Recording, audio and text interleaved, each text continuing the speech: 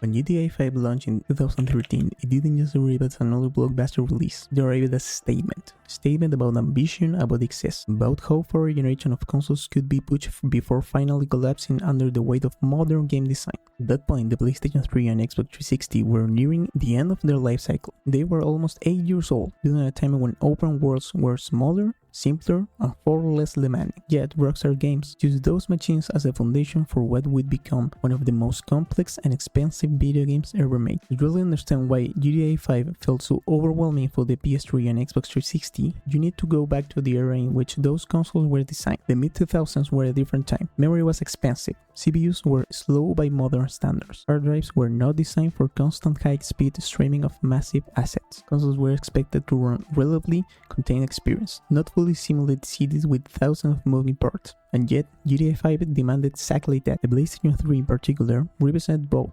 incredible potential and incredible frustration. Its cell processor was unlike anything else on the market. It relied on one main CPU core supported by multiple SPU cores, each capable of handling specialized tasks. On paper, this design offered enormous power. In reality, it required developers to think differently, to manually distribute workloads, and to optimize everything at a microscopic level. Many studios never fully mastered it. Rockstar, however, tried to push it its absolute limits. But even with clever optimization, there was no escaping the memory constraints. The PS3 had just 256 MB of system RAM and video memory. That's all, half a gigabit in total, split into two rigid pools that could not be shared freely. Textures, models, animations, AI logic, physics data, audio scripts, everything had to live inside those limits. Every design decision had to be filtered through one brutal question: can we afford this? The Xbox 360 offered a slightly more forgiving environment, but it was still painfully limited. It shared a pool of 512 MB of RAM, gave developers more flexibility, but not more capacity.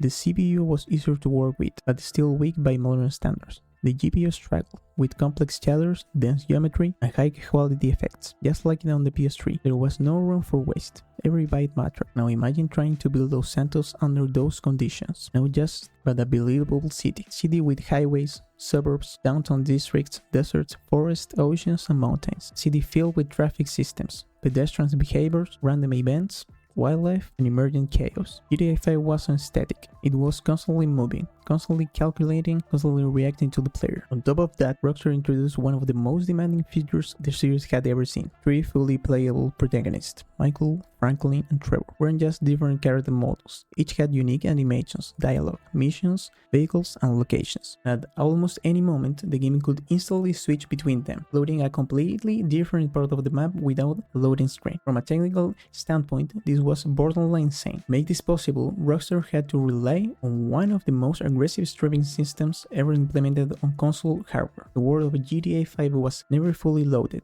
Instead, it exists as a constantly shifting bubble around the player. Assets were streamed from the hard drive in real time based on speed, direction, and camera angle. Drive slowly and the system could keep up. Drive fast and the illusion began to crack. This is why texture popping became such a defining trait of the PS3 and Xbox 360 series. Roads would suddenly sharpen beneath your car. Buildings would load with moody textures before snapping into clarity. Those would appear late. Entire objects would materialize out of thin air. These weren't careless mistakes, they were deliberate compromises. The alternative was worse: freezing, crashing, or complete performance collapse. Frame rate was another constant battlefield. GTA 5 aimed for 30 frames per second, but maintaining that target constantly was nearly impossible. Dense traffic, busy intersections, explosions, police chases, and large crowds pushed CPU and GPU beyond their comfort zone. When the load became too heavy, the game didn't simply fail, it adapted. AI logic was simplified. Physics calculations were reduced. NPCs outside the player's view were effectively downgraded into background characters. The simulation was constantly being reshaped in real time, all to preserve the illusion of stability. The difference between the PS3 and Xbox 360 versions highlighted how thin the margin was. On PS3, CPU-heavy scenarios exposed the weakness of the cellular architecture when pushed too hard. FrameDrops were common during intense action,